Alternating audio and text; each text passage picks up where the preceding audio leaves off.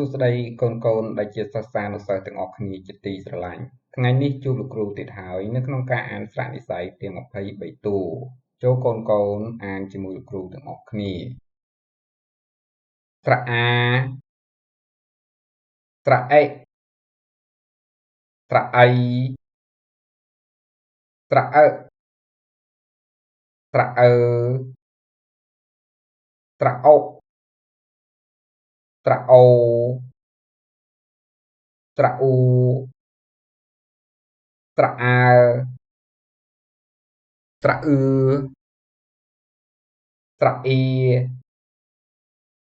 ស្រៈអេស្រៈអែ